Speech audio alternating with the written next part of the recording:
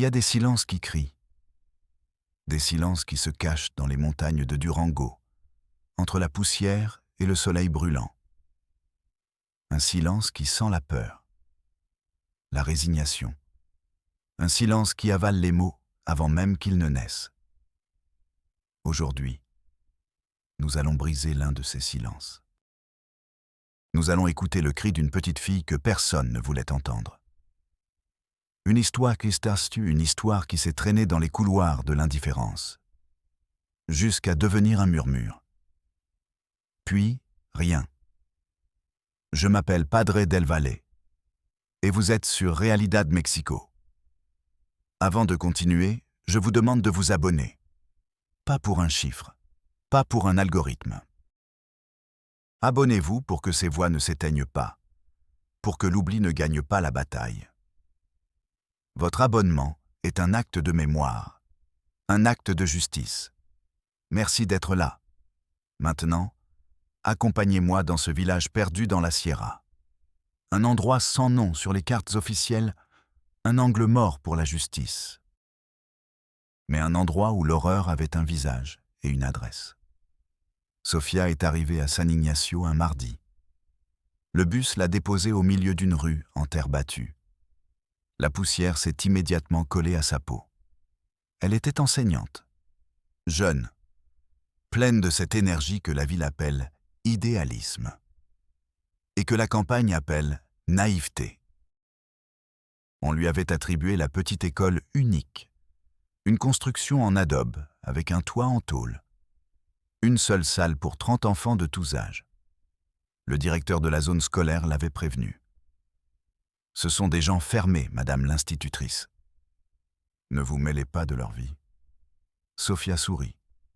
Elle n'allait pas se mêler de la vie des autres. Elle allait enseigner, ouvrir des fenêtres dans de petits esprits. Comme elle se trompait. Le village l'accueillit avec des regards qui ne saluaient pas. Ils ne faisaient que la jauger. Les femmes balayaient leur trottoir sans lever les yeux. Les hommes, assis à l'ombre, se taisaient lorsqu'elle passait. Un silence épais, anormal. Elle le sentait dans l'air, comme l'odeur de l'ozone avant l'orage. À l'école, les enfants étaient un tourbillon de rires et de cris. Tous, sauf une. Elena. Elle avait 12 ans, mais ses yeux semblaient en avoir 100. Une tristesse ancienne les habitait. Elle s'asseyait dans le coin le plus éloigné. Elle ne parlait pas. Elle ne jouait pas. Elle dessinait seulement. Toujours la même chose. Une petite maison. 2 silhouettes. Une grande et une petite. Et beaucoup, beaucoup de lignes noires autour de la maison. Comme une cage. Sofia essaya de s'approcher. Quel joli dessin, Elena.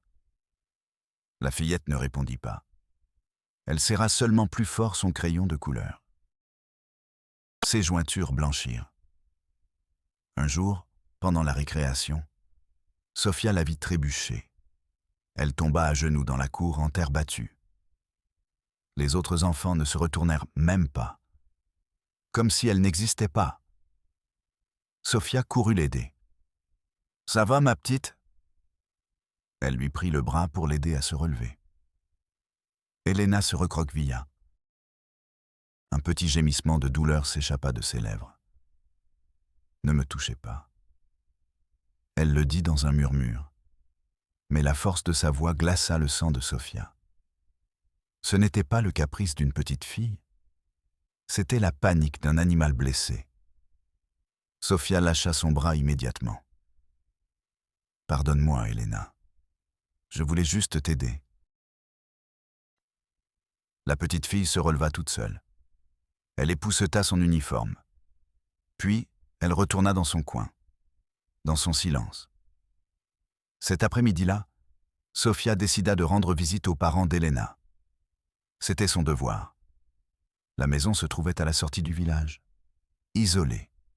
Une petite cabane en adobe et en tôle.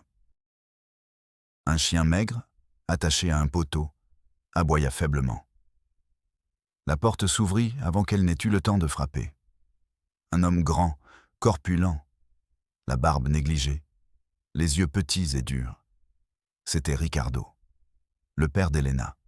« Que voulez-vous, maîtresse ?» Sa voix était grave. « Je suis Sofia, la maîtresse d'Elena. Je voulais juste me présenter. » L'homme ne bougea pas du seuil. Il bloquait l'entrée de son corps. « La petite va bien. Elle est juste silencieuse. Je sais. Elle est très intelligente. Je me suis juste inquiété un peu aujourd'hui, pendant la récréation. » Le regard de Ricardo se durcit. « Il n'y a rien à craindre ici. Occupez-vous d'enseigner les lettres. Je m'occupe du reste. » C'était un ordre, une menace voilée. Sofia sentit un frisson la parcourir. L'air devint dense, lourd. Derrière l'homme, dans la pénombre de la maison, une silhouette bougea.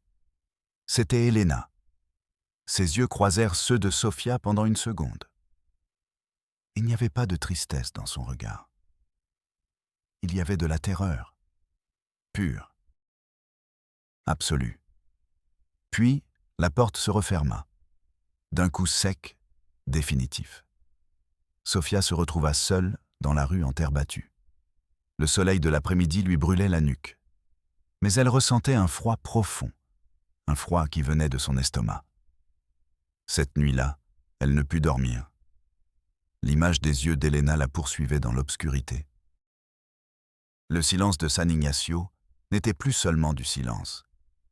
Il avait désormais un nom, et il vivait dans une maison au bout du village.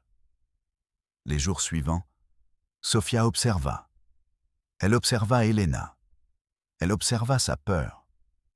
La façon dont elle se recroquevillait lorsqu'un enfant élevait la voix, la façon dont son corps semblait toujours se préparer à un coup. Elle observa les autres enfants. La façon dont ils l'ignoraient, pas avec méchanceté, avec une sorte de sombre compréhension, comme s'ils connaissaient une règle non écrite. Ne t'approche pas d'Elena. Ne parle pas d'Elena. Ne regarde pas Elena. Sofia essaya de parler à certaines mères du village. Doña Elvira, la famille d'Elena. Est-elle originaire d'ici?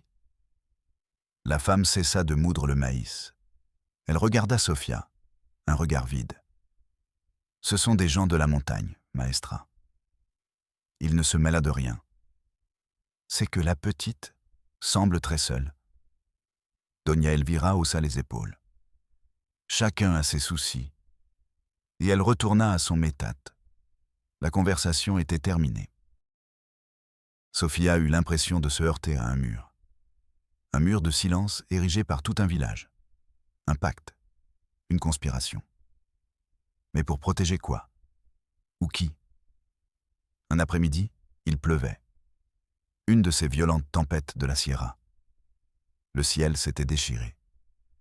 Les enfants restèrent dans la salle, attendant que leurs parents viennent les chercher. Peu à peu, la salle se vida. À la fin, il ne restait plus que Sofia et Elena. Le père d'Elena n'arrivait pas. La pluie frappait le toit en tôle avec fureur. Chaque coup était comme un coup de marteau. Elena était dans son coin, tremblante. Pas de froid. Sofia s'approcha lentement. Elle s'assit par terre, à une distance prudente. « C'est une belle pluie, n'est-ce pas ?» Elena ne dit rien. Elle serra simplement ses genoux plus fort contre elle. « J'aime l'odeur de la terre mouillée », continua Sofia. Silence. Seul le grondement de l'orage se faisait entendre. « Elena !»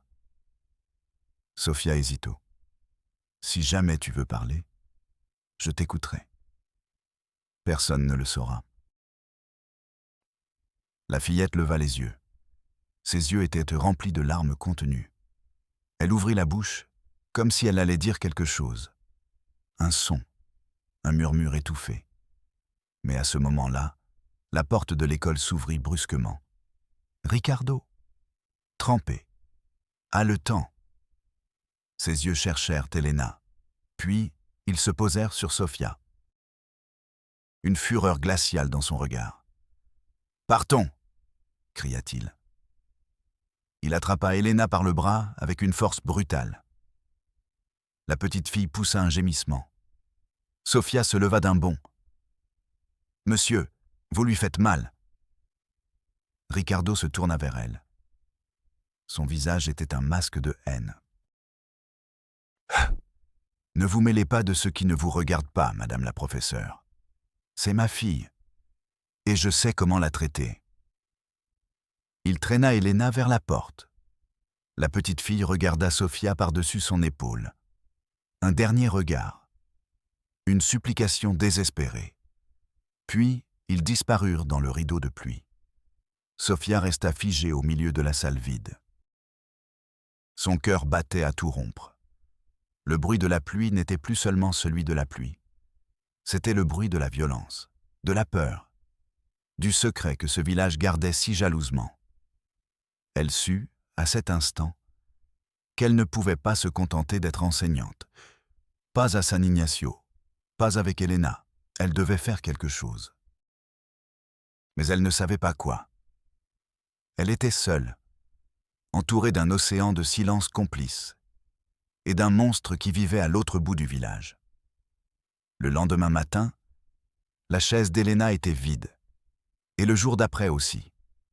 Et le lendemain, une semaine passa. Une semaine de silence dans le coin de l'école, un vide qui criait à Sofia. Les autres enfants ne demandaient pas où elle était, comme si Elena n'avait jamais existé. Effacée, Sofia se rendit à la supervision scolaire de la municipalité la plus proche. Un voyage de 2 heures dans un camion bringue-ballant.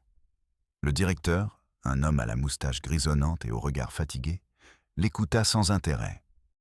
« Maîtresse, l'absentéisme est courant dans les montagnes. Les enfants aident au semail, à la maison. Mais cela fait 1 semaine entière, et le père s'est montré très agressif avec moi. » L'homme soupira. Le soupir du bureaucrate. « Écoutez, madame l'enseignante. Ricardo Torres est un homme compliqué. Mieux vaut ne pas chercher les ennuis. » Mais la petite fille est votre fille. C'est votre responsabilité.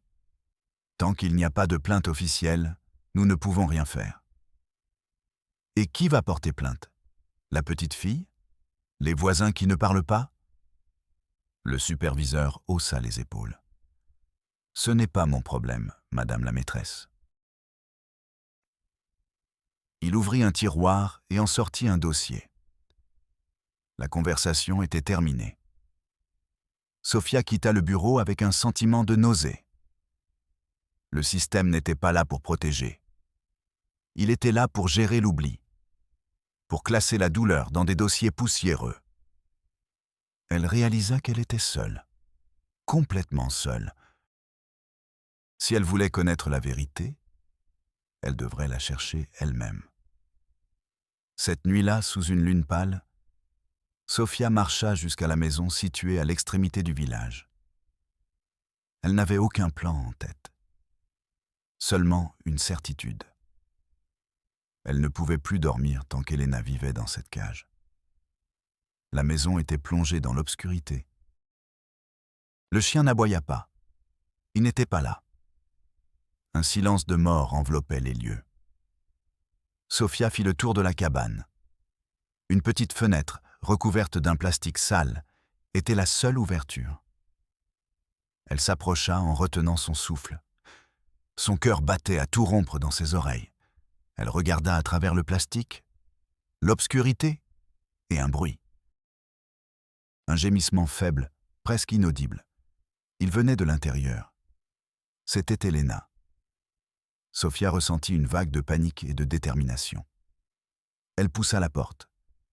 Elle était fermée par un cadenas à l'extérieur. Ricardo l'avait enfermée. Il l'avait laissée là, seule. « Elena » murmura Sofia contre le bois. « Ça va ?» Silence. Puis, un autre gémissement. Plus faible cette fois.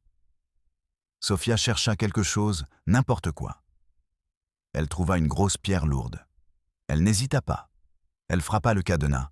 1 fois, 2 fois, 3 fois. Le métal grinça, mais ne céda pas. Ses mains tremblaient. La sueur coulait sur son front. Elle frappa à nouveau, de toutes ses forces, avec toute sa rage. Le cadenas se brisa. La porte s'entr'ouvrit dans un gémissement. Une odeur aigre la frappa. Une odeur de maladie, de confinement. Elle entra dans l'obscurité. Elena?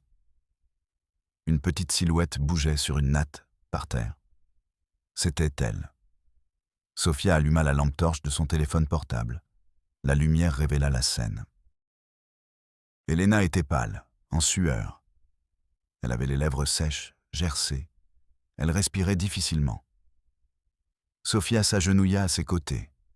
Elle lui toucha le front. Il était brûlant. « Elena, c'est moi, Sophia. Je vais te sortir d'ici. » La petite fille la regarda. Ses yeux, énormes sur son visage émacié, ne semblaient pas la reconnaître. Ils étaient barrés perdus dans le délire de la fièvre. Sophia essaya de la soulever. C'est alors qu'elle remarqua quelque chose. Sous la fine couverture, le corps d'Elena n'était pas celui d'une fillette de 12 ans. Son ventre était bombé, gonflé de manière anormale. Sophia eut le souffle coupé. Le monde s'arrêta. Le bruit du vent dehors. Les battements de son propre cœur. Tout disparut. Il n'y avait plus que cette vision terrible. Cette vérité monstrueuse. Elena, une enfant, enceinte. Sophia sentit le sol s'ouvrir sous ses pieds. Elle dut s'appuyer contre le mur en adobe pour ne pas tomber. Le mur était froid, humide. Le froid lui transperça les os. Un goût métallique envahit sa bouche. Le goût de l'horreur. Elle regarda à nouveau Elena, qui gémissait dans sa fièvre. La question était comme un poignard dans son esprit. Une question qu'elle n'osait pas poser, mais qu'elle devait poser. « Elena !» Sa voix était un fil cassé. « Qui ?» Elle ne put terminer. Les mots s'étouffèrent dans sa gorge. Avec un effort surhumain, il porta la petite fille. Elle était si légère. Elle n'était que peau et os, et le poids terrible de la vie qu'elle portait en elle. Il sortit de la maison. La nuit l'accueillit dans son immensité silencieuse. Il ne savait pas où aller. Il ne savait pas à qui demander de l'aide. Il savait seulement qu'il devait fuir. Loin de cette maison. Loin de Ricardo. Elle marcha dans le village désert. Les fenêtres des maisons étaient des yeux aveugles. Personne ne vit. Personne n'entendit. Personne n'aida. La complicité du silence. Elle arriva à la petite maison qu'elle louait. Elle coucha Elena dans son propre lit. Elle lui nettoya le visage avec un linge humide. La fièvre ne baissait pas. Elena murmurait des choses sans queue ni tête. Des mots brisés, des noms. « Papa, non, s'il te plaît. » Chaque mot était un coup de poignard pour Sophia. Elle s'assit près du lit. Et elle attendit. Elle attendit que la fièvre baisse. Elle attendit le lever du jour. Elle attendit que le monstre vienne chercher ce qu'il croyait être à lui. Le soleil entra par la fenêtre. Elena ouvrit les yeux. La fièvre avait un peu baissé. Elle regarda Sophia. La peur était toujours là. Mais il y avait aussi autre chose. Une fatigue infinie. « Maîtresse, » murmura-t-elle. « Calme-toi, Elena. Tu es en sécurité. » La fillette secoua la tête. Des larmes silencieuses commencèrent à couler sur ses tempes. Personne n'est en sécurité. Sophia lui prit la main. Elle était glacée. « Elena, j'ai besoin que tu me dises, pour pouvoir t'aider. » La petite fille ferma les yeux. « Qui t'a fait ça ?» Silence. Un silence plus lourd que toutes les montagnes de Durango. Sophia lui serra doucement la main. « C'était ton papa ?» Le petit corps d'Elena trembla. Un sanglot sec secoua sa poitrine. Puis, elle acquiesça. Un mouvement presque imperceptible. Mais c'était comme si le monde entier s'était effondré. Sophia ferma les yeux. Elle inspira. L'air lui semblait être du verre brisé dans ses poumons. Elle avait envie de crier. Elle avait envie de casser quelque chose.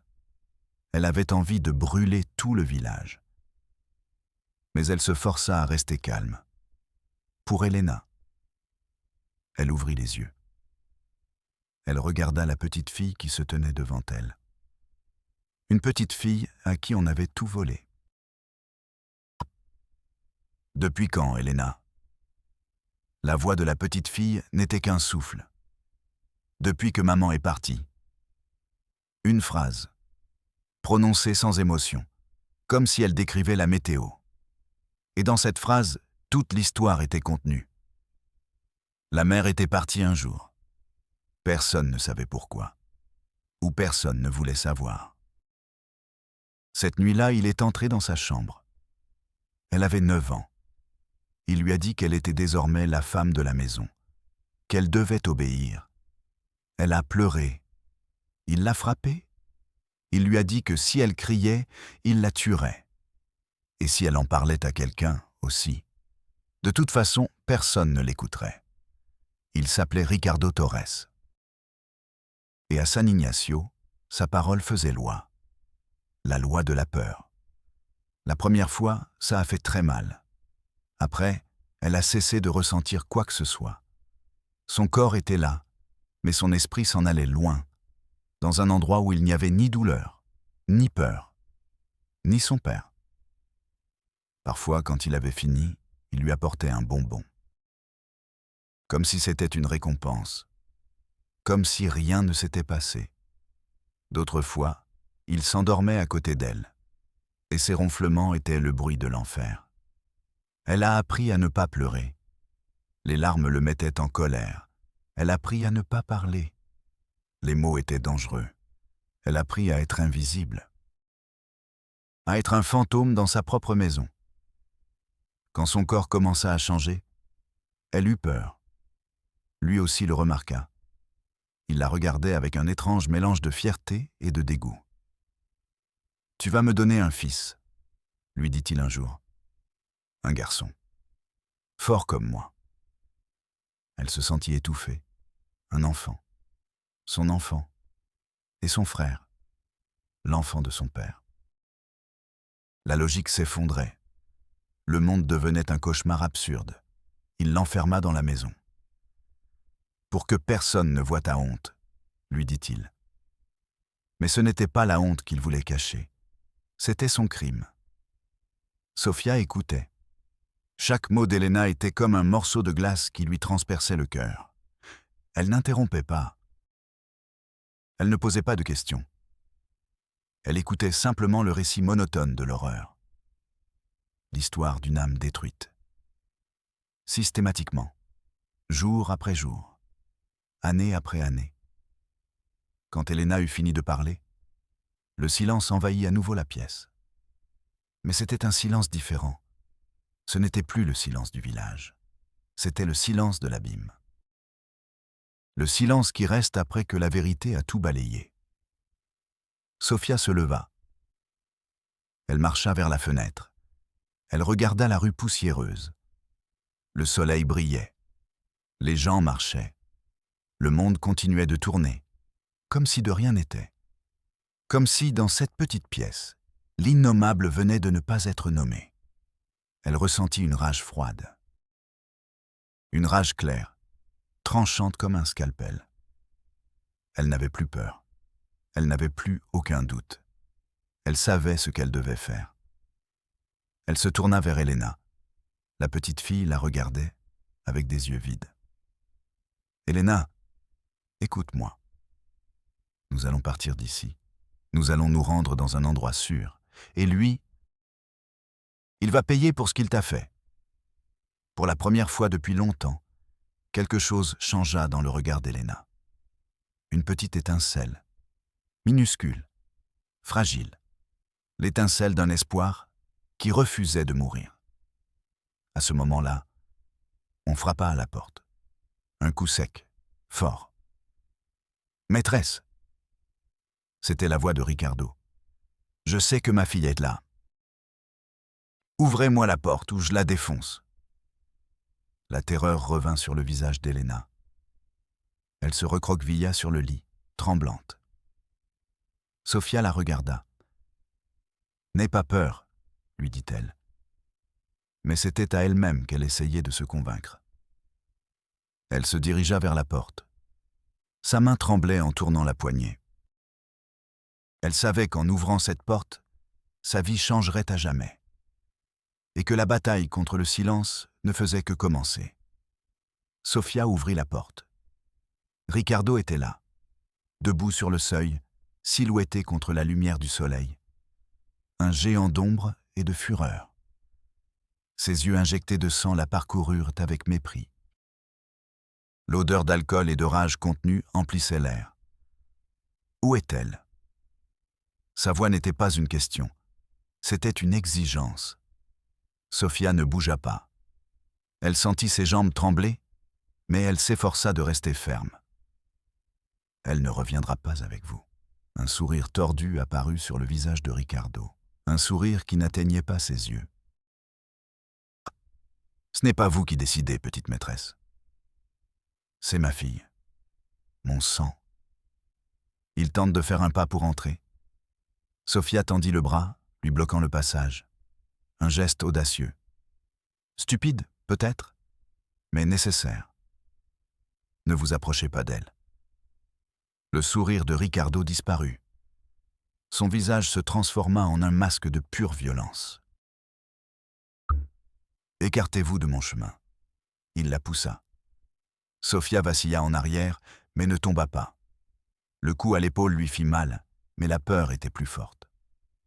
De l'intérieur de la pièce, un cri étouffé se fit entendre. Elena. En l'entendant, la fureur de Ricardo redoubla. « Elena !» cria-t-il. « Sors immédiatement. Ton père est là. » Sofia s'interposa à nouveau. « Va-t'en. Je vais appeler la police. » Ricardo éclata d'un rire sinistre, un rire brisé. « La police? Ici? Ici, la seule loi, c'est moi. » Maintenant, pour la dernière fois, il attrapa le bras de Sofia. Ses doigts étaient comme des pinces en acier. La douleur était vive, aveuglante. Mais Sofia ne cria pas. Elle le regarda dans les yeux. « Lâchez-moi. Vous ne savez pas à qui vous avez affaire, » dit-il en approchant son visage du sien. « Au contraire, » répondit Sofia, avec un calme qu'elle ne ressentait pas. « C'est vous qui ne savez pas à qui vous avez affaire. » À ce moment-là, profitant de la proximité, Sofia fit la seule chose qu'elle pouvait faire. Elle lui marcha sur le pied de toutes ses forces. Ricardo hurla de douleur et de surprise. Il relâcha son étreinte pendant 1 seconde. Cela suffit. « Elena, cours !» cria Sofia. Elle se dégagea et courut vers le fond de la maison. Elle attrapa Elena par la main. La petite fille était paralysée par la panique. « Partons maintenant !» Elle la tira vers la porte arrière, une porte qui donnait sur une petite cour, puis sur un champ ouvert. Elles s'enfuirent en courant. Le soleil matinal les aveugla un instant. Elles entendirent le cri de rage de Ricardo derrière elles. Elles ne se retournèrent pas. Elles coururent sans but, à bout de souffle. Les pieds d'Elena trébuchaient. Sofia la soutenait. La peur leur donnait des ailes. Elles traversèrent le champ, les buissons leur griffant les jambes. Elles arrivèrent à la route principale. Il n'y avait rien. Seulement l'asphalte brûlant et l'horizon tremblant sous l'effet de la chaleur. Au loin, elles aperçurent un nuage de poussière. Un véhicule. Sofia pria. Le vieux camion de transport s'approcha. Sofia s'arrêta au milieu de la route, agitant les bras. Le conducteur klaxonna, furieux. Il freina à quelques mètres d'elle. Un homme âgé, au visage buriné par le soleil. Elle est folle. Elle veut se tuer? S'il vous plaît, monsieur, supplia Sofia, à bout de souffle. Emmenez-nous au prochain village, à Durango, n'importe où. L'homme les regarda. Il vit l'enseignante décoiffée et la petite fille terrifiée. Il vit les égratignures sur ses jambes. Il vit la panique dans ses yeux. Il soupira. Montez, à l'arrière. Il ne posa aucune question. Dans la Sierra, il vaut parfois mieux ne pas poser de questions. Le trajet fut un tourbillon de poussière et de peur. Elena se blottit contre Sofia, tremblant sans arrêt. Chaque véhicule qu'elle voyait sur la route leur glaçait le sang. Elles espéraient voir le camion de Ricardo, mais il n'est pas apparu. Elles sont arrivées dans la ville de Durango 2 heures plus tard. Le bruit, les voitures, les gens, un monde différent. Le camionneur les a déposées près de la gare routière. « Prenez soin de vous ici », a-t-il dit. Puis il est parti. Sofia n'avait pas d'argent. Juste le peu qu'elle avait dans son sac. Elle devait agir vite. La police, le ministère public. Quelqu'un devait les aider. Elle trouva le bureau du ministère public. Un bâtiment gris, impersonnel. Une odeur de vieux papier et de café rassis flottait dans l'air. Une femme à lunettes tapait sur un ordinateur sans lever les yeux. « Bonjour. Je voudrais porter plainte. » La femme continua à taper. « De quel type ? » C'est à propos d'une petite fille. Abus, enlèvement. La femme cessa de taper. Elle leva les yeux.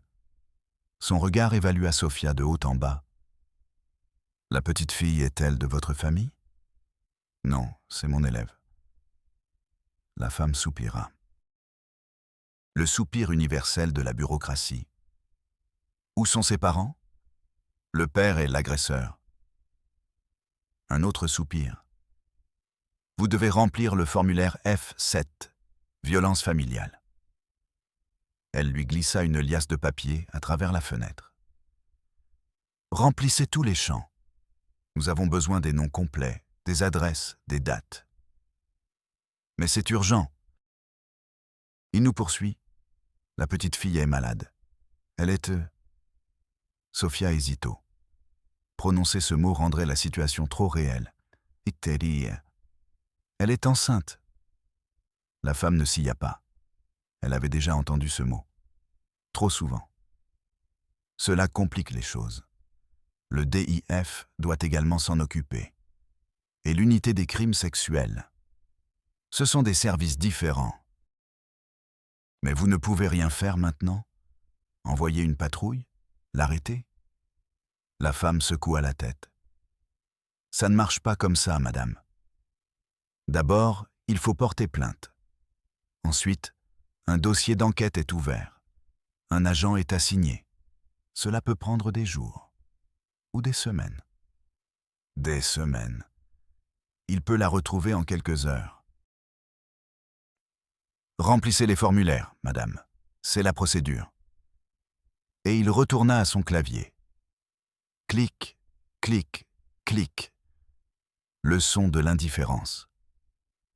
Sofia sentit un frisson la parcourir. Elle se trouvait dans un bâtiment rempli de personnes dont le travail était de rendre justice. Et elle se sentait plus seule que jamais. Elle prit les papiers. Elle regarda Elena, assise sur une chaise en plastique, recroquevillée sur elle-même.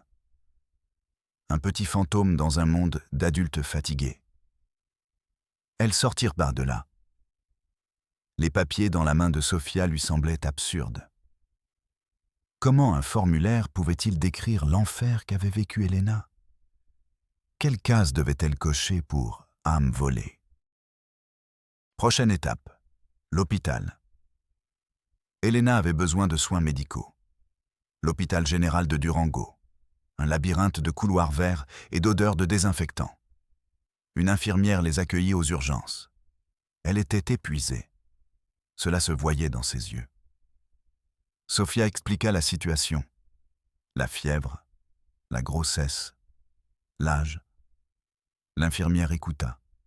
Elle acquiesça. Elle nota les informations concernant Elena. Elle a 12 ans et elle est enceinte. Elle le dit comme si elle lisait une liste de courses. L'horreur était devenue une donnée clinique. Un jeune médecin, plus pressé qu'intéressé, l'a examinée. Il a confirmé la grossesse. Environ 20 semaines. Il a confirmé la malnutrition, la fièvre. Il lui a prescrit des antibiotiques et des vitamines. Vous devez prévenir le DIF, a dit Sophia au médecin. Elle est mineure. Le médecin a acquiescé, tout en écrivant dans son dossier. Oui, bien sûr. Nous remplirons le rapport. Nous l'enverrons demain. Et ensuite, que se passera-t-il? Le DIF s'en chargera. Ils assureront le suivi. Quand? Le médecin haussa les épaules. Quand ils le pourront. Ils ont beaucoup de travail. Ils leur donnèrent un sac en plastique contenant les médicaments et les renvoyèrent peu chez elle. Mais elle n'avait pas de maison. Elle vivait dans la rue, avec une poignée de papiers inutiles et une ordonnance médicale. Le système les avait traités, classés et rejetés dans le vide. Sophia a utilisé le peu d'argent qui lui restait pour louer une chambre dans un hôtel bon marché. Une petite chambre avec un lit qui s'affaissait au milieu. La fenêtre donnait sur une ruelle jonchée de détritus. Elle a donné ses médicaments à Elena. La petite fille s'endormit instantanément. Un sommeil fiévreux, agité. Sophia s'assit sur la seule chaise. Elle regarda la ville à travers la fenêtre sale. Les néons. Le bruit de la circulation. Elle ne s'était jamais sentie aussi perdue. Elle avait fait ce qu'il fallait. Elle avait sauvé Elena. Elle l'avait amenée devant la justice. Et la justice lui avait tourné le dos. On lui avait demandé de remplir des formulaires. On lui avait dit d'attendre. Mais le temps était un luxe qu'il n'avait pas. Ricardo n'allait pas attendre. Les monstres n'attendent jamais. Le lendemain, Sophia se rendit au bureau du DIF. La salle d'attente était pleine. Des mères avec des enfants qui pleuraient. Des personnes âgées au regard perdu. Une fresque défraîchie sur le mur proclamait « Pour le bien-être de la famille ». L'ironie était brutale. Elle a attendu 3 heures. Finalement, une assistante sociale l'a appelée. Une jeune femme aux yeux qui avait perdu leur éclat. Sophia lui a raconté l'histoire. Toute l'histoire. Des dessins à l'école à la fuite. L'assistante sociale écoutait et prenait des notes. « C'est un cas très difficile », a-t-elle déclaré à la fin. « Nous avons besoin d'une évaluation psychologique complète de la mineure. Nous pouvons vous donner un rendez-vous dans 2 mois. »« 2 mois !»« Ah !» s'est exclamée Sophia. « Et que faisons-nous d'ici là ?» Eh bien, il n'y a pas de refuge disponible pour le moment. Ils sont tous saturés. Vous pourriez essayer auprès d'une organisation civile, d'une église. Et la plainte contre le père? Ah, ça. Avec la plainte du ministère public, nous ouvrons notre propre dossier. Mais sans preuve matérielle ni autre témoin, c'est sa parole contre la sienne. La travailleuse sociale se pencha sur son bureau. Sa voix se réduisit à un murmure complice. « Je vais être honnête avec vous, madame. Ces affaires sont un véritable casse-tête. Monsieur Torres pourrait dire que vous avez kidnappé sa fille, que vous lui mettez des idées dans la tête. Et s'il a un bon avocat... » Elle laissa la phrase en suspens. Le message était clair.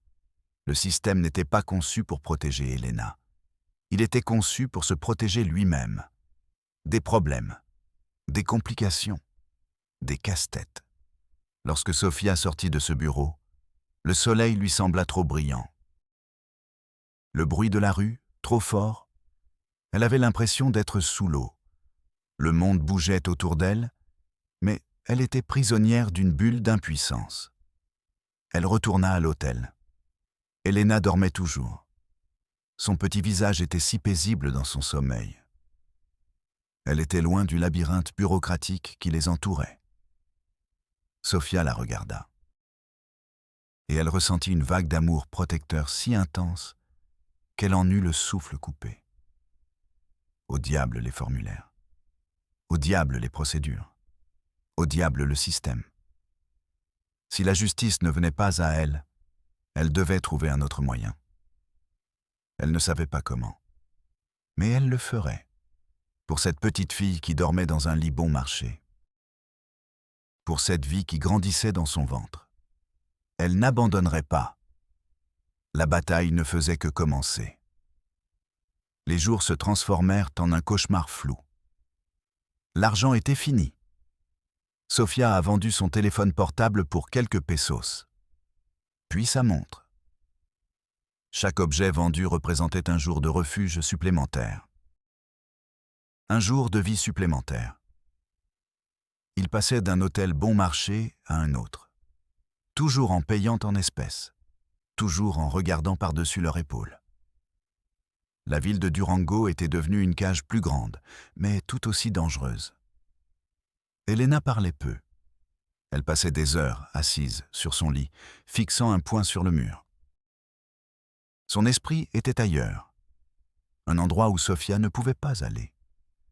Parfois, la nuit, elle se réveillait en criant. Elle criait le nom de son père. Non. Papa, non. Sofia la serrait dans ses bras. Elle la berçait. Elle lui murmurait que tout allait bien. Mais c'était un mensonge. Tout n'allait pas bien. Un matin, Elena lui demanda « Maîtresse, quand est-ce que je vais retourner à l'école ?» Cette question, si simple, si enfantine, brisa le cœur de Sofia. Elena ne voulait pas retourner à l'école. Elle voulait retourner à une époque où sa seule préoccupation était d'apprendre à lire. Une époque qui n'existait plus. « Bientôt, ma petite. »« Bientôt, » mentit Sofia. Ce jour-là, Sofia prit une décision.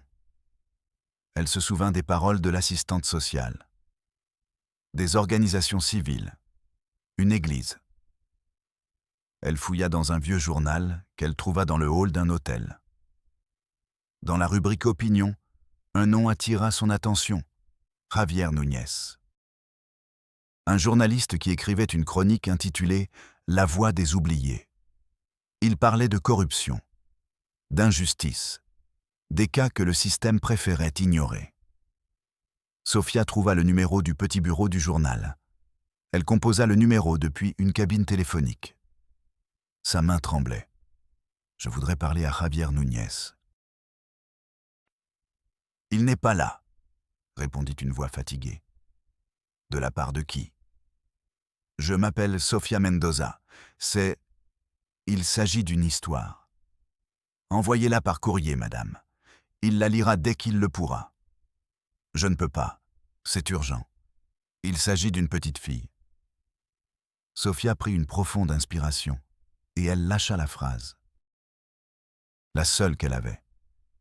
Il s'agit de la petite fille de la Sierra de Durango, celle qui est enceinte de son propre père. Silence à l'autre bout du fil. Un long silence, pesant. « Attendez un instant, » dit la voix. Sofia attendit.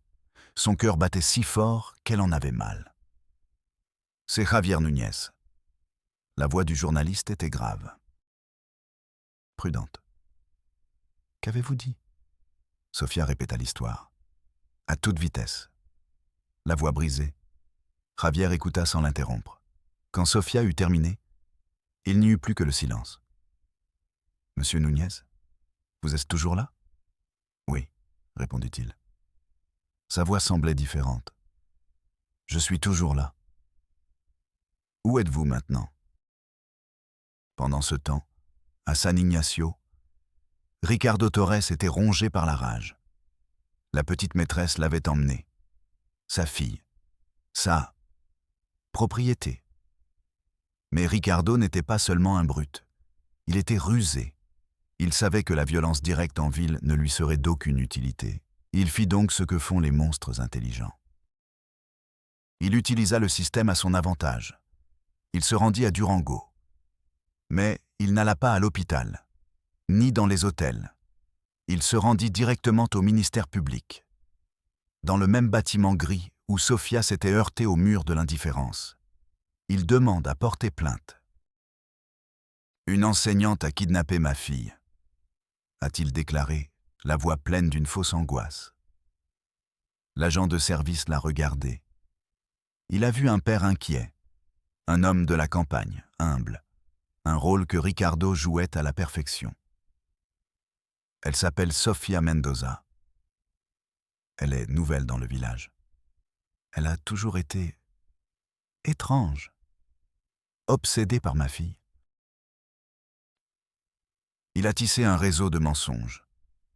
Il a dit que Sofia était instable, qu'il lui avait interdit de s'approcher d'Elena, qu'elle l'avait maintenant enlevée.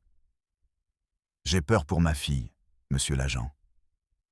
Cette femme n'a pas toute sa tête. L'agent l'a écouté. Il a acquiescé. Il lui a donné un formulaire. Formulaire R3. Rapport de personnes disparues. Ou kidnappées. Le système, qui était resté sourd à l'appel à l'aide d'une victime, écoutait désormais attentivement le mensonge de son bourreau. La plainte a été acceptée. Une enquête a été ouverte. Le nom de Sofia Mendoza a été enregistré dans le système. Elle était désormais considérée comme une présumée ravisseuse, une fugitive. Le système ne cherchait pas la vérité. Il cherchait un récit simple, un coupable facile. Et Ricardo le lui avait servi sur un plateau d'argent. Il quitta le bureau avec une copie de sa plainte. Ce document était une arme, un permis de chasse. Désormais, s'il les trouvait, la loi serait de son côté. Javier Núñez retrouva Sofia et Elena dans une petite église d'un vieux quartier. L'air sentait la cire et le vieux bois. Le journaliste était un homme d'une 50aine d'années. Mince, les cheveux gris et les yeux qui avaient tout vu. Il regarda Sofia, puis il regarda Elena, qui se cachait derrière elle. Il ne dit rien pendant plusieurs minutes. Il se contenta d'observer. « Café », dit-il finalement. Il se rendit dans une petite boutique et revint avec 3 gobelets en carton. Il en offrit un à Elena. La petite fille le refusa d'un signe de tête. Ils s'assirent sur un banc en bois. « Racontez-moi tout à nouveau, » dit Javier. « Depuis le début, et n'omettez rien. » Sofia parle pendant 1 heure. Javier écoutait. Parfois, il fermait les yeux, comme s'il peignait la scène dans son esprit. Lorsque Sofia mentionna les formulaires, l'indifférence, les « revenez plus tard », Javier acquiesça lentement. « Le monstre a 2 têtes », murmura-t-il. « Pardon ?»« Le monstre a 2 têtes », répéta Javier. Le criminel est le système qui le protège. Parfois, je ne sais pas lequel est le pire. Il regarda Elena. Cette petite fille n'est pas la première, maîtresse. Et elle ne sera pas la dernière. Durango est pleine de silence. Des villages entiers qui fonctionnent comme des fiefs privés, où la loi est un homme, pas un code. Vous avez fait ce que personne n'ose faire. Vous avez brisé le pacte du silence. Mais ce faisant, vous êtes devenu l'ennemi. Non seulement de Ricardo Torres, mais aussi du système qu'il représente. Les mots de Javier étaient durs. Mais ils n'étaient pas froids. C'était la vérité. « Que pouvons-nous faire ?» demanda Sofia. Sa voix n'était qu'un murmure. « Ce qu'ils ne veulent pas que nous fassions. Faire du bruit. » Javier se pencha en avant. Ces gens se moquent de la justice. Ce qui leur importe, C'est leur image. Le scandale. La pression médiatique. Je vais écrire votre histoire. Mais je dois d'abord vous protéger. Javier passa un coup de fil. Il parle à voix basse, utilisant des phrases codées. J'ai un colis pour la Casa Violeta, catégorie rouge. Il raccrocha. Il existe un refuge, une maison sécurisée pour les femmes, dirigée par un collectif d'activistes. Personne ne les trouvera là-bas. Je connais une avocate. C'est une lionne. Elle s'appelle Veronica Arias. Elle prendra l'affaire pro bono. Pour la première fois depuis des jours, Sofia sentit qu'elle pouvait respirer. Une petite lueur d'espoir dans l'obscurité totale. Ce n'était pas la justice. Pas encore. Mais c'était de l'aide. C'était un plan. « Et Ricardo ?» demanda Sofia. Le regard de Javier s'assombrit. C'est lui le plus gros problème. Il a déjà dû mettre son plan à exécution. Il vous a probablement dénoncé. Mais comment? C'est moi qui... La vérité n'a pas d'importance dans un premier temps, madame. Seule compte la personne qui raconte l'histoire en premier, à l'autorité compétente. À l'heure actuelle, aux yeux de la loi, vous êtes une délinquante. Sofia eut un vertige. Le monde était sans dessus-dessous. Le héros était le méchant. Le monstre était la victime. Javier se leva. Allons-y. Je vais vous emmener au refuge. De là, nous commencerons le vrai combat. Ils sortirent de l'église. La lumière du couchant teintait la ville d'orange et de violet. Sofia prit la main d'Elena. La petite main tremblait, mais elle ne se retira pas. Pour la première fois, elles avaient un allié. Mais la guerre était loin d'être terminée. Désormais, en plus de se cacher d'un monstre, elles devaient se cacher de la loi même qui aurait dû les protéger. La maison Violette n'était pas une maison, c'était une forteresse. Un vieux bâtiment de 3 étages au centre de la ville, avec des fenêtres grillagées et une seule porte en acier. Il n'y avait pas d'enseigne. Il n'existait pas sur les cartes. C'était un refuge pour les femmes qui fuyaient un enfer que seules d'autres femmes pouvaient comprendre. À l'intérieur, l'air était différent. Il sentait le café, le savon et la soupe de légumes qui mijotaient toujours sur la cuisinière. Il n'y avait pas d'hommes, seulement des femmes. Des femmes aux yeux qui en avaient trop vu. Des femmes qui ne posaient pas de questions. Lorsque Sofia et Elena entrèrent, plusieurs femmes les regardèrent, pas avec curiosité, avec reconnaissance. Elles voyaient en Elena le fantôme de leurs propres blessures. Pour la première fois, Elena ne se recroquevilla pas. La peur n'avait pas disparu, mais elle avait changé de forme. Ici, la peur était un fil qui les reliait toutes. Veronica Arias arrive le même après-midi. Elle n'était pas comme Sofia l'avait imaginé. Ce n'était pas une femme maternelle et douce. C'était une petite femme d'une 40aine d'années, aux cheveux courts et au regard d'acier. Elle portait un jean et une veste en cuir. Elle dégageait une énergie tranchante, impatiente. Elle s'assit en face de Sofia et Elena dans le petit bureau du refuge. « Javier m'a raconté l'histoire, » dit-elle sans préambule. « Maintenant, je veux l'entendre de votre bouche. » Sofia raconta tout à nouveau. Véronica ne prenait pas de notes. Elle écoutait simplement, les yeux fixés sur Sofia. Quand elle eut terminé, Véronica resta silencieuse pendant un moment, puis elle se tourna vers Elena. « Elena, » dit-elle d'une voix étonnamment douce. « Est-ce vrai ce que dit la professeure ?» Elena regarda Sofia, puis vers l'avocate. Elle acquiesça. « As-tu peur ?» demanda Véronica. Elena acquiesça à nouveau.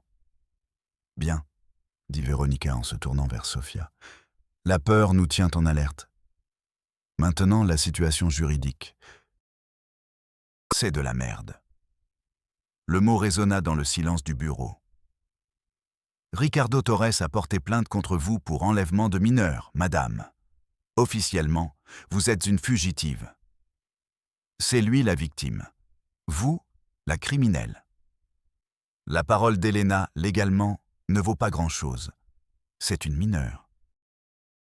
Le système supposera que vous l'avez manipulée. Notre seule option est d'attaquer. Fort et vite. Nous avons besoin d'une évaluation médicale et psychologique d'Elena, réalisée par nos propres experts. Pas ceux du DIF, des personnes de confiance. Et nous avons besoin de la preuve ultime, le test ADN. Véronica se leva. Mais rien de tout cela ne servira si nous ne changeons pas le discours public. Elle regarda Sofia. Javier va publier l'histoire demain. L'enfer va se déchaîner. Le ministère public, le gouverneur, tout le monde va vouloir se couvrir. Ils vont essayer de vous discréditer. Vous, Elena, moi, Javier. Ils vont dire que c'est une attaque politique, que vous êtes folle, qu'Elena est une menteuse. Vous devez vous y préparer. Êtes-vous prête ? Sofia regarda Elena. La petite fille, qui avait tout entendu, leva les yeux. Et pour la première fois, elle parla d'une voix claire. Oui. Un seul mot. Mais dans ce mot, une guerrière était née. L'article de Javier Núñez fut publié le lendemain en première page. Le titre était une bombe. Le silence de la Sierra. Une mineure de 12 ans enceinte de son père. L'État échoue à la protéger. La photo ne montrait pas Elena, mais sa chaise vide dans la salle de classe de San Ignacio. Une absence éloquente. Le texte présentait les faits sans fioriture ni pathos, soulignant les omissions et l'inattention des institutions. Il soulignait l'indifférence des responsables et la chaîne d'obligations non remplie. Il soulignait l'indifférence des superviseurs et la chaîne de responsabilité non assumée. Les formulaires du ministère public, l'attente au DIF. Il nommait les fonctionnaires. Il donnait les dates. C'était une accusation directe, brutale. En quelques heures, l'histoire a explosé. Elle m'a été partagée des milliers de fois sur les réseaux sociaux. Justicia para Elena. Justice pour Elena est devenu un hashtag tendance. Les gens étaient furieux. Les stations de radio nationale ont repris l'information. Puis, la télévision. Le scandale avait éclaté. Et maintenant, le système devait réagir. La première réponse a été un démenti maladroit, un communiqué du bureau du procureur général. Toutes les pistes sont étudiées. L'intérêt supérieur de l'enfant est garanti. Des mots vides de sens, du jargon bureaucratique. Mais la pression n'a pas faibli. Des groupes féministes ont organisé une manifestation devant le palais du gouvernement. La photo de la chaise vide d'Elena figurait sur toutes les banderoles. Le gouverneur, furieux, a dû tenir une conférence de presse. Il a promis une enquête exhaustive et sans concession. Il a nommé un procureur spécial pour cette affaire. Le procureur, un homme du nom d'Armando Ledesma, a examiné le dossier. Sa première réaction n'a pas été l'horreur. C'était l'agacement. Cette affaire était un problème politique, une tache sur sa carrière. Son objectif n'était pas de rendre justice à Elena. Il voulait clore l'affaire le plus rapidement possible, et avec le moins de dommages collatéraux possible pour le gouvernement. Pendant ce temps, Ricardo Torres ripostait. Avec l'aide d'un avocat sans scrupules, il a accordé une interview à une chaîne de télévision locale. Il a pleuré devant la caméra. « Cette enseignante m'a volé ma fille », a-t-il déclaré, la voix brisée.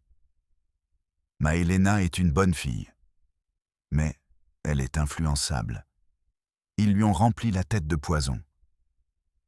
Je veux juste que ma fille rentre à la maison.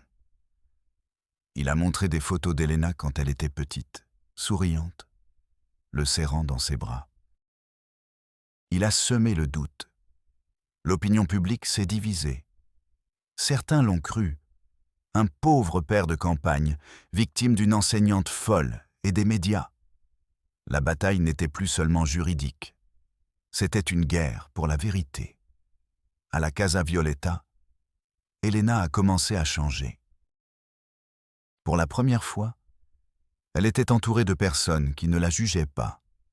Une psychologue du collectif, une femme nommée Clara, a commencé à travailler avec elle.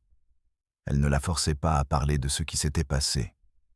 Elle lui donna de l'argile à modeler, des couleurs pour peindre. Un jour, Elena dessina la maison de San Ignacio. Mais cette fois, elle la dessina en flammes. Et au milieu des flammes, une petite fille s'envolait avec des ailes. Clara regarda le dessin. C'est un dessin très puissant, Elena. C'est la colère, dit Elena, surprenant la psychologue. La colère brûle tout ce qui est mauvais. Elle apprenait à nommer ses sentiments. La colère, la douleur, la peur. Elle cessa d'être un fantôme. Elle recommença à être une petite fille blessée, brisée, mais vivante. Son ventre grossissait, la grossesse avançait. Parfois, la nuit, Sofia l'entendait pleurer en silence. « Je ne le veux pas », lui dit-elle un soir. « Je ne veux pas la voir. Ce n'est pas le mien, c'est le sien. » Sofia la serra dans ses bras. Il n'y avait pas de mots pour apaiser cette douleur. La vie qui grandissait en elle lui rappelait constamment l'horreur. Un matin, Elena se réveilla avec une douleur aiguë, une douleur qui lui parcourait le dos et le ventre. Le travail avait commencé, avant terme. Elle n'était enceinte que de 7 mois. On l'emmena d'urgence dans une clinique privée, une clinique partenaire du collectif, un endroit sûr. L'accouchement fut brutal. Le corps d'une fille de 13 ans n'est pas fait pour donner la vie. Ce fut un marathon de douleurs, de cris et de sang. Sofia et Veronica sont restées à ses côtés tout le temps. Elles lui tenaient main la main. Elles lui essuyaient le front. Au milieu de la douleur, Elena criait. Mais elle ne criait pas de douleur physique. Elle criait de terreur. « Enlevez-le-moi! Je n'en veux pas! C'est lui !» Elle revivait le traumatisme. La naissance de son enfant était la continuation du viol. Après 12 heures d'agonie, le bébé est né. Un garçon, petit, fragile, pleurant avec une force surprenante. L'infirmière l'a nettoyé et l'a approché d'Elena. « C'est un beau garçon », a-t-elle dit avec un sourire professionnel. Elena s'est détournée. Elle ne l'a pas regardé. « Non », a-t-elle dit d'une voix vide. « Emmenez-le. » Les pleurs du bébé remplirent la pièce. Mais Elena ne se retourna pas. Elle avait construit un mur autour de son cœur. Et cet enfant se trouvait de l'autre côté. La naissance du bébé fut le point de basculement. Veronica Arias agit immédiatement. Elle présenta une ordonnance judiciaire pour un test ADN d'urgence. Le procureur Ledesma, sous la pression des médias, n'eut d'autre choix que d'accepter. Un échantillon de sang fut prélevé sur le bébé et sur Ricardo Torres. L'attente des résultats fut une torture. 2 semaines. 2 semaines pendant lesquelles le monde sembla retenir son souffle. Ricardo, par l'intermédiaire de son avocat, refusa de fournir volontairement son échantillon. Ils ont dû le contraindre par une ordonnance du tribunal. Ce fut une erreur. Sa résistance le fit passer pour coupable. Finalement, le jour arriva. Veronica reçut un appel du laboratoire. Elle entra dans la chambre de la Casa Violeta où se trouvaient Sofia et Elena. Elle tenait une enveloppe à la main. Elle ne souriait pas. Son visage était un masque de sérieux. « Nous l'avons, » dit-elle. Elle ouvrit l'enveloppe.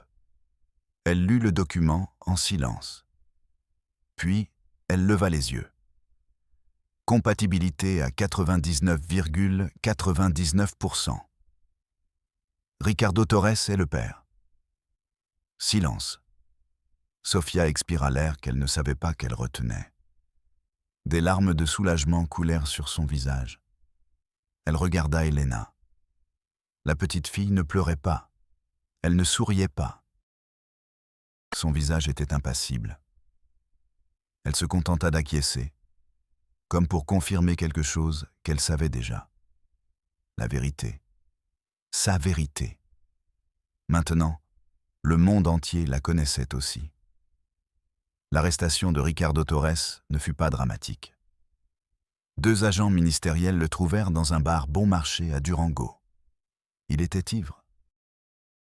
Lorsqu'ils lui dirent qu'il était arrêté pour viol et corruption de mineurs, il ne résista pas.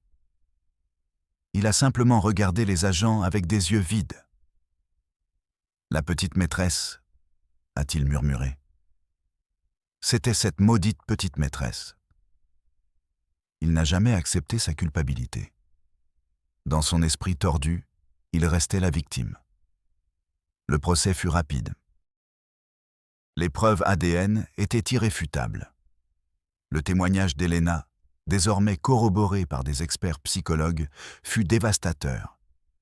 Il a été condamné à 45 ans de prison. La peine maximale. La salle d'audience a applaudi. Javier Núñez a écrit un article célébrant la victoire de la justice.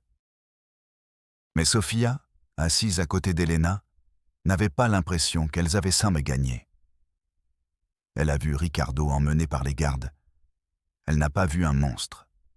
Elle a vu un homme pathétique, faible, et le mal qu'il avait fait était irréparable. La justice n'était qu'un mot. Elle ne pouvait pas rendre son enfance à Elena.